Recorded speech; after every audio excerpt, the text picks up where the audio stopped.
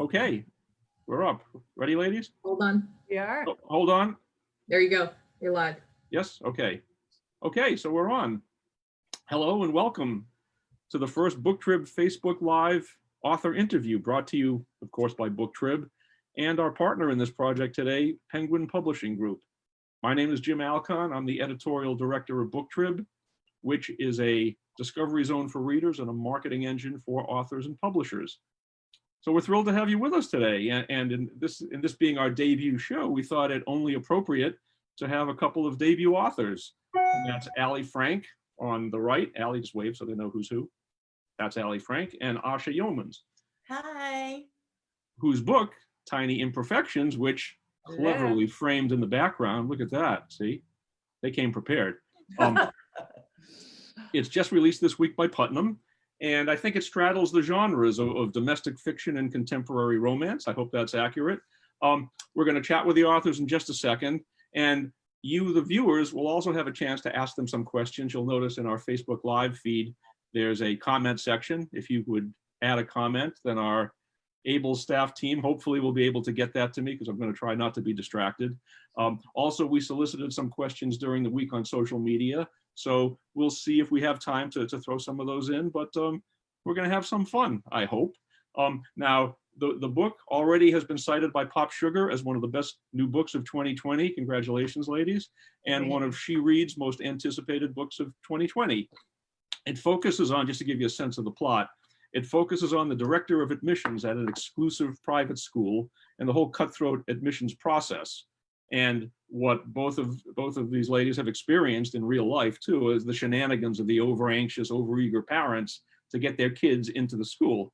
But it's a lot more than that. It touches on a lot of themes, themes of work, single motherhood, privilege, race, just to name a few. And of course, with Mother's Day around the corner, it's also about finding love. I hope that's a fair description. It's been called hilarious. It's been called cringeworthy. And I love to say the word cringeworthy and see how they react. You know, I'll ask them in a second. And all too relevant. So let me just give you a little note about the authors and who they are, and then we'll jump into the dialogue, okay? So Alli Frank, this is what it says in her bio. Again, she's waving so you know who's who. The robustness of a farm girl, the honed sophistication of a city woman, a dash of Jewish chutzpah, and a heaping cup of endurance athlete. Isn't that a nice description? Alli has worked in education for over 20 years in both public and private schools.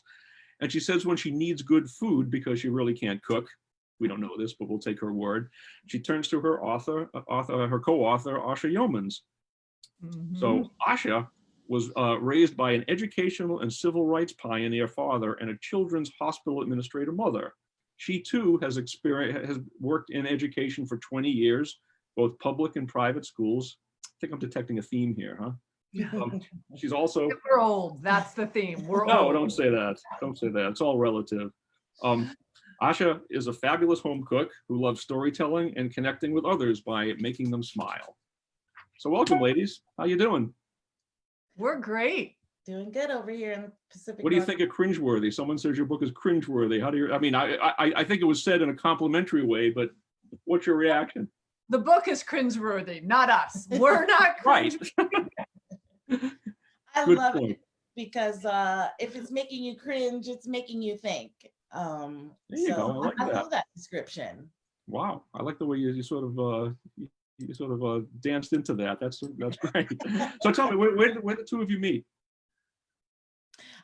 We met on an admissions team at a small private school here in Seattle, elementary school. I was the pre-K teacher and Alli was the assistant head of school. And we were both on our school's admissions team.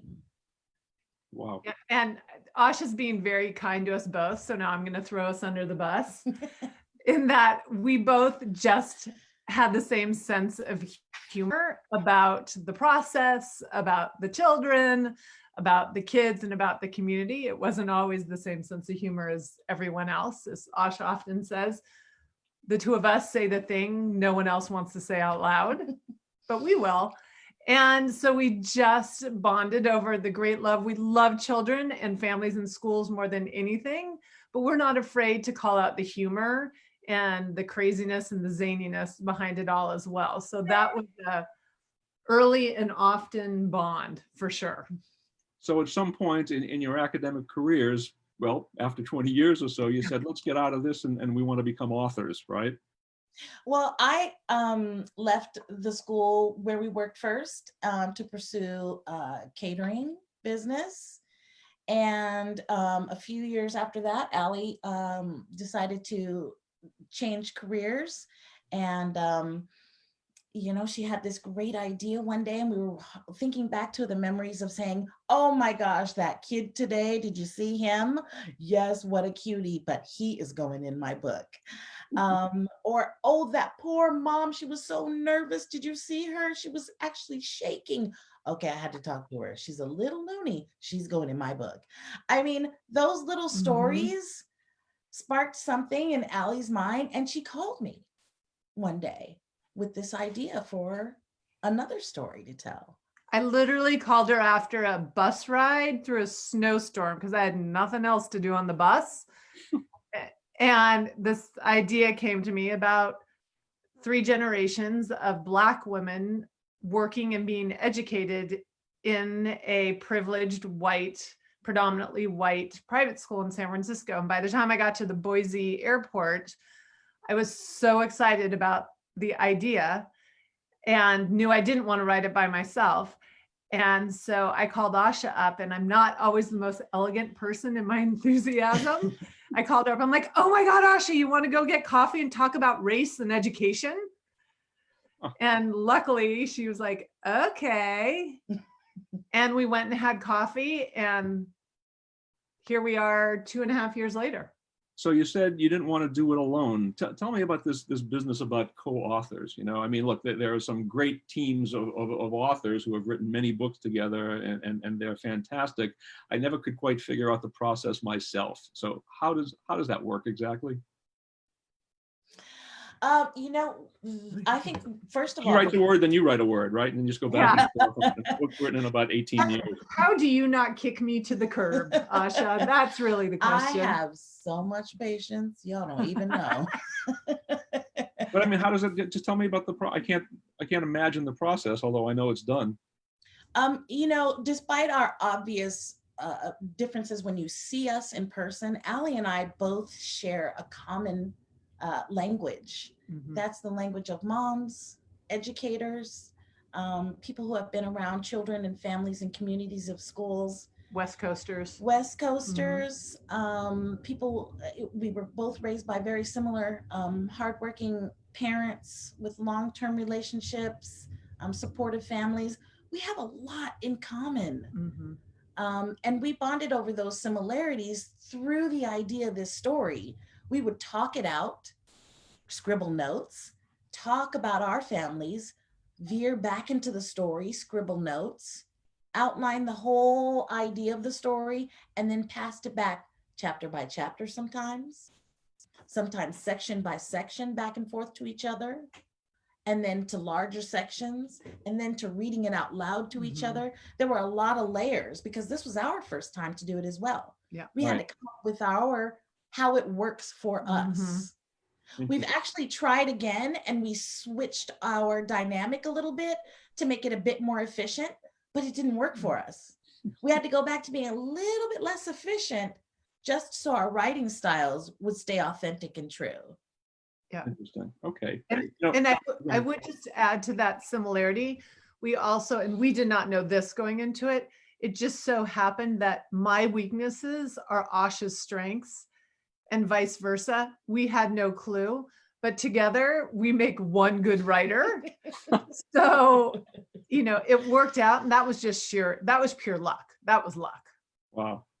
That's amazing. You know, we were talking before we went on, Alli and I were talking about, you know, we're currently living in unprecedented times, you know, and you were talking about, gee, when people ask me, you know, because it's all very exciting for you, but, you know, the world's in a strange place right now. Tell me what it means to be publishing a book at a time like this. Well, we early on had our panic attacks over it. I'm more panicky than Asha. like she's so biting. She's like, yeah, she was panicking. So we went through that process of what's it going to mean to launch in the middle of the pandemic. And lo and behold, our agents, our editor, everyone at Putnam, no one knew what it would be like. And then we got to a place of acceptance and still excitement for it. And actually on pub day, on Tuesday when it launched, the first thing that Asha and I did, because in case people watching are like, why are they sitting together in the middle of a pandemic? We had not seen each other since February 22nd or 29th. So we could be together for this week. But the very first thing we did on our pub day is we went down to Lake Washington and we sat on a bench at opposite ends together. And we just talked about our journey. We didn't go right to our social media. We didn't go right to sales. We just wanted to be together and talk about the amazing experience that we've had and root ourselves in, pandemic or not. Yeah. That's the beauty of what we've gotten out of this. And everything on top of that is gravy. That sounds great. You know, Tiny Imperfections, it tackles, as we said earlier, some big time themes, you know, single motherhood, race, people of privilege, just to name a few. Do you think of this book as a lighthearted comedy or some kind of a statement book, or both, or neither? You want to start? No, you go ahead. Okay. You know, we feel like it's a little bit of both. Every period in history, there has been social commentary by somebody in that society, a court jester, stand-up comedians. They say the things that people may be thinking and wrestling with and turn them into humorous moments. Sometimes that's the way people can deal with difficult things. So that's what we did. We took this issue of race in schools, this issue of an intergenerational family story, the issue of single motherhood, and we wanted to turn it around and say, okay, let's laugh about it as we deconstruct it. Mm-hmm. Let's smile about it, because if you got a smile on your face, you can't really be mad. So we're hoping that people take the opportunity to use humor as a way to explore tough issues. Yeah. Well, you know, it's interesting, obviously, with what we're living through now. You know, there are plenty of people who are having a good time. I mean, it's a very, very serious situation, of course, but some people are responding to it with humor and just trying to get some kind of, you know, some kind of you know, lighthearted approach to it. I was just reading an interview by Jerry Seinfeld in the New York Times, who said, you know, again, he obviously the consummate comedian, he's trying to wrestle with, do people want to hear humor right now? But I think absolutely, just if you follow social media, that's definitely, you know, an outlet for many. Let's talk about being mothers. You're both mothers, so let me wish you both a pre-Happy Mother's Day. Thank you. Thank you. Now tell us about the protagonist in the book, Josie. She is a single mother, and what does motherhood mean to her, and what kind of role does motherhood play in the book? I think we explore what it means to be a mother, not just to have a birth mother, but to have a mother figure in your life. Josie lives with her Aunt Viv and her daughter Etta in our story. And even though she is not the child of Aunt Viv, Josie is very much under Aunt Viv's roof and rule because she raised her. And there are other, you know, surprising things in the book that come in the end and that continue on that motherhood theme. But we wanted to say to single mothers especially, and we hope that they get a chance to read this book, that we see you. Mm-hmm. We see you doing it on your own and doing it well. Mm-hmm. And leading with career, family, maybe even community first before romance. Yeah.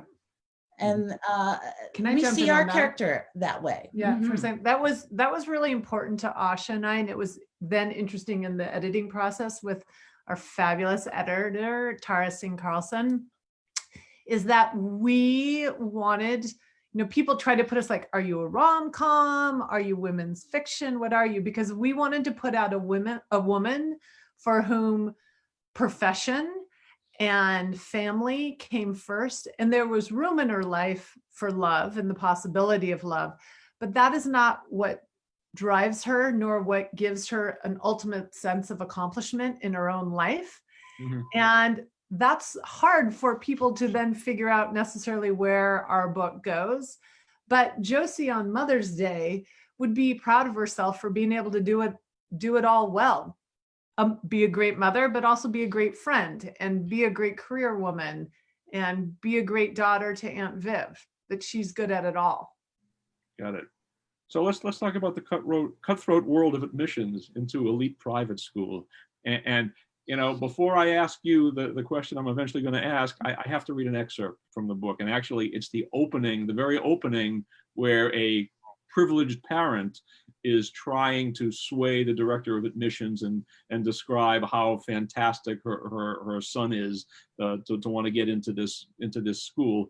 And I just thought it was a terrific letter, a terrific opening. I'm not going to read the whole letter, but I just have to give people a flavor of what the book is about. And if I mispronounce some places, please excuse me. But I should also point out that you point out in the book that this letter arrives on the desk of the director of admissions 28 seconds after the admissions website opens for the next season. So if this person was trying to get a jump or trying to get in front of it. So just listen to this excerpt from this opening letter in the book from a privileged parent.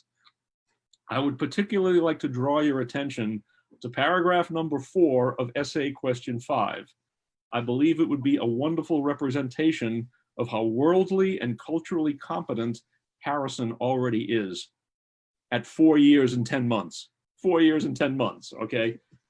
Just another sentence, and again, excuse the pronunciations. At almost 5 years of age, Harrison has glamped in huts in the Indian Himalayas, cruised down the Mekong in Laos, ridden on a Sherpa's shoulders to Paro Taksang, which is the Tiger's Nest Monastery in Bhutan, been recognized as a reincarnated llama in Nepal, and fed exotic fish all over the world, from Mexico to the Great Barrier Reef. So funny, you guys must have been at my childhood. I don't know how you picked that up.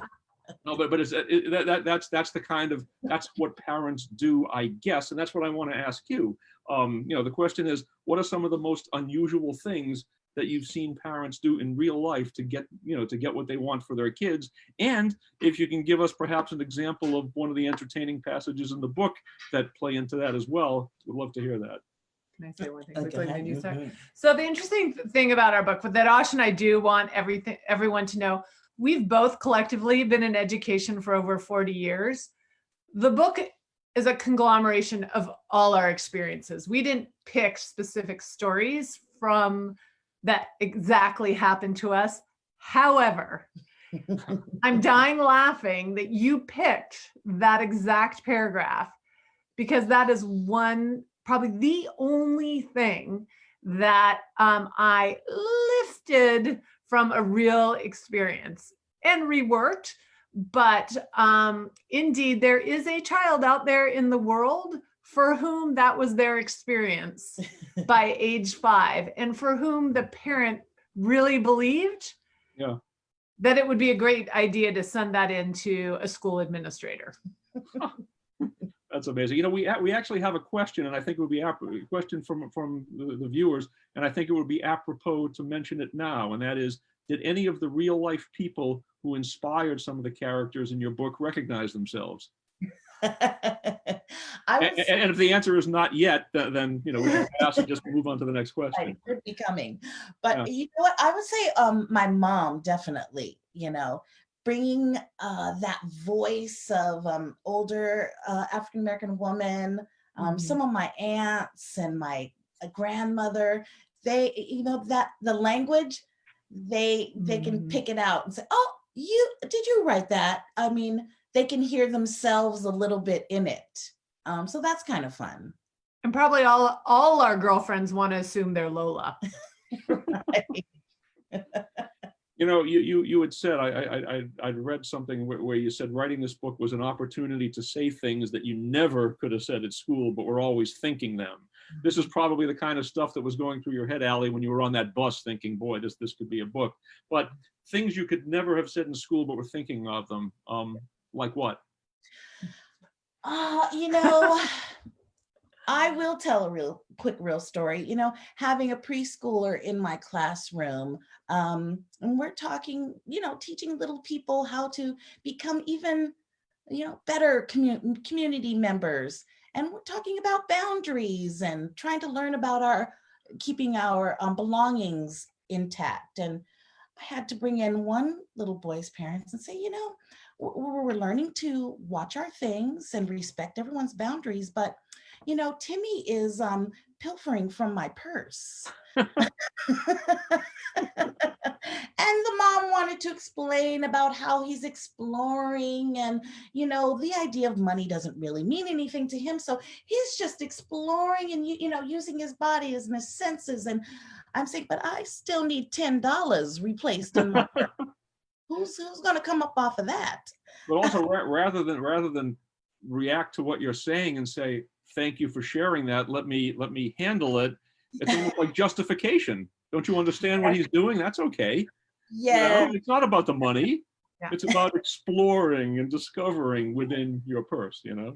And we understand that, because especially as the pre-K teacher, it's often a parent's first time where their child is being criticized by someone else. And that's hard to take. Yeah.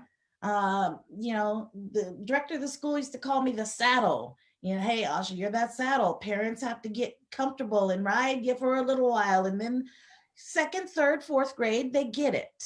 They understand that we're all in this together. We're here for the betterment of every child. But those first couple of years, preschool, kindergarten, first grade, they can be very touchy when we're letting our very perfect being out into the world, and someone is telling us that they have tiny imperfections. Yeah. Well, you take the example of little Harrison, you know, and I mean, if we're talking about, you know, the elite private schools, these are, you know, kids that, boy, aren't you impressed with my child? And what, there's something that means you're less than impressed, you know? I mean, right? Yeah. Don't you realize we have the one human in the world who is above having human flaws? Good way to express it. You've talked about, you know, the subject of race in the context of elite education, and I think, you know, that one of you had mentioned at some point that this has been explored in the past primarily from the student perspective, and Tiny Imperfections seems to address it from the adult perspective. Could you explain that a little bit? Sure. You know, I think Josie has moments when while she's parenting Etta and encouraging her to go on to college, you know, that's the next step for her daughter Etta in the story, that she forgets to reflect back on her own experience.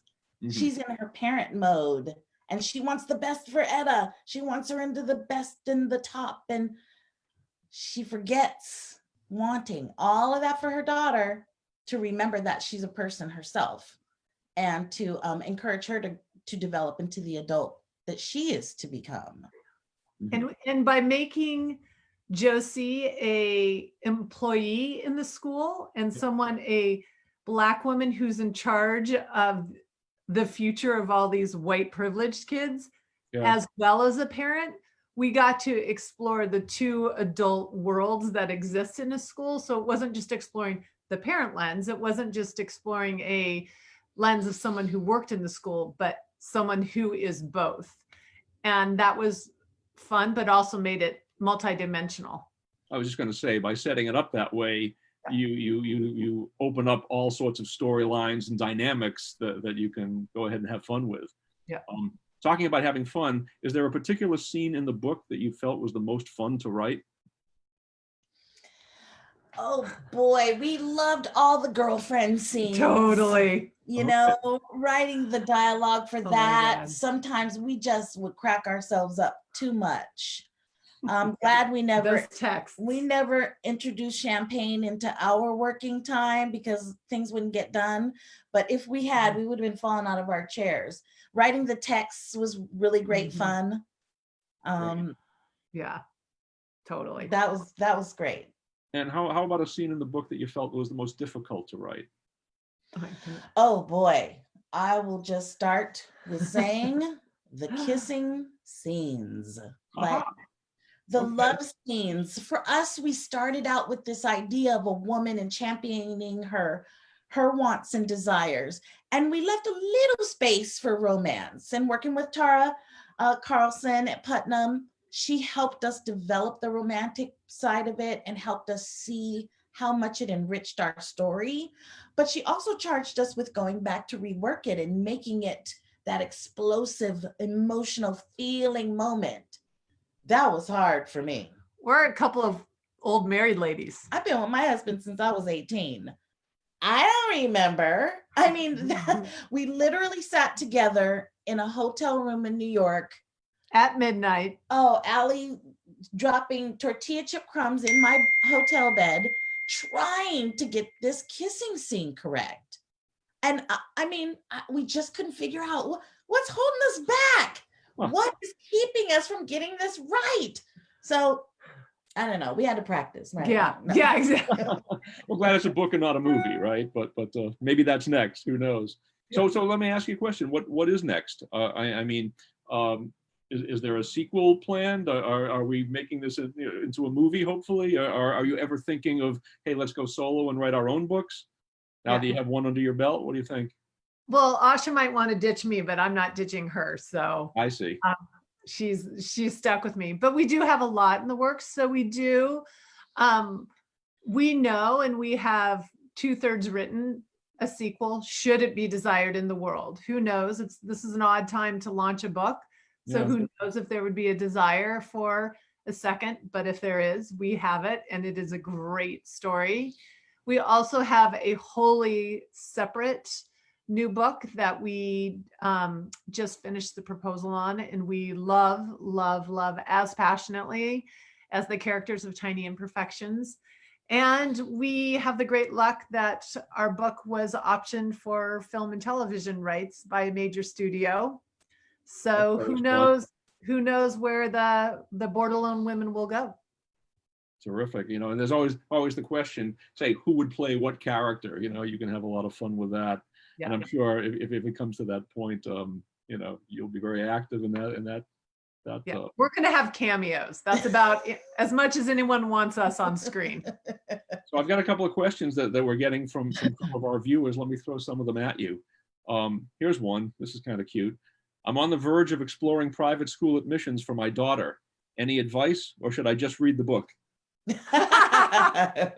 For sure, start there. Absolutely start Right. there.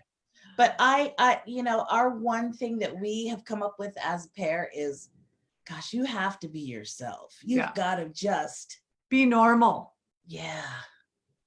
There's something about this combination of parents loving their child so much and wanting control of their future, and that collides at the moment of admissions, and lovely, wonderful, normal parents go cuckoo. And so if you can just ride that time, being the great normal person that you are, you're gonna be okay. It's the people that go like just off the radar, that on admissions teams, when you see that, you're like, red flag, red flag. So be yourself, be normal, and you're gonna be okay. Good advice. Good advice. Somebody asked, I think we might have touched on this a little bit, but what's a wild moment from your education careers that you just knew you had to make it into a book? I mean, we talked a little bit about you on the bus and sort of putting all these things together, and it sounds like you've been collecting anecdotes for years, but was there one wild and crazy moment where you said, we just have to do this? I'll tell you one moment that I thought was so important, and I thought we could give this message with our book. It didn't make it into the book as a scene, but as the pre-K teacher, it will make it in the next one. As the pre-K teacher, getting my students together, ready to go out on a field trip. We'd have all of our parent chaperones all holding their emergency packs. Everyone's got their coat and mittens on. We are in the Pacific Northwest. It's cold.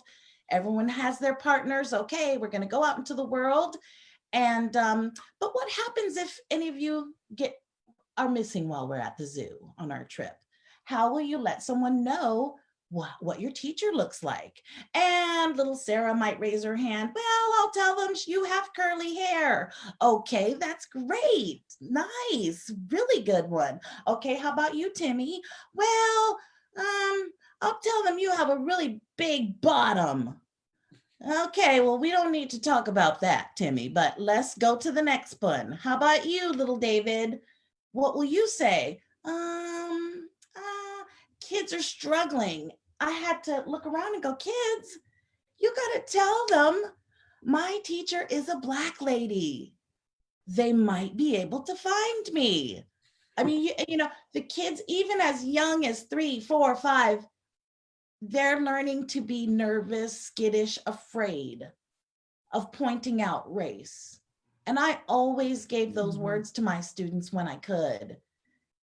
Let them know my teacher's a Black lady. She teaches me this, that, and the other. I mean, it's a part of who I am, and it's okay to say it out loud. Well said.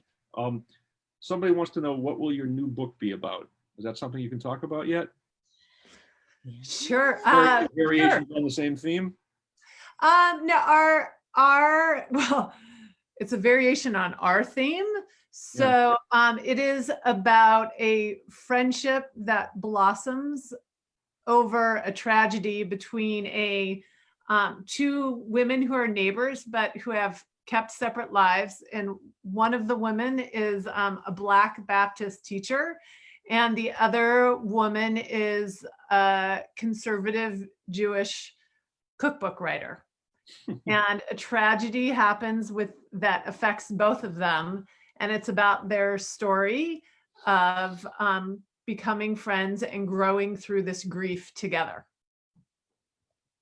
We love to explore themes that allow people to connect to each other. Laughter is big, but food, that's a whole nother one. Yeah. Jim, come on over to my house sometime. You'll never leave. I'm on my way as soon as I can fly to Seattle again. I got your plate. It's a deal. So let me just wrap up with one final question. I'd like each of you ladies to complete this sentence. Tiny Imperfections answers the question blank. Tiny Imperfections answers the question, can two writers of seemingly divergent or at least different backgrounds come together to express one voice? And the answer is yes. Well said. Alli? I don't really want to follow that up. Yeah, that was a good answer. I agree with you. You put the pressure on. I would say Tiny Imperfections answers the question that humor is as powerful and as valid in addressing issues of social justice as drama or nonfiction or anger. Humor is just as valid. Great. See, that was a good comeback. I think both of you did well. Yeah. Okay. So listen, it's been great chatting with you. It's been Alli, Frank, and Asha Youmans. The book is Tiny Imperfections. We wish you a lot of luck. Again, happy Mother's Day. It's if you're looking for a fun read out there, you know, this is one to pick up by all means. Already picked it up. Look at that. You're blocking the poster of Tiny Imperfections. You do that, you know. Block me. Thanks so much for being with us. I'm Jim Alcon. Until next time. Thank you, Jim. Thanks, Thank you. Jim.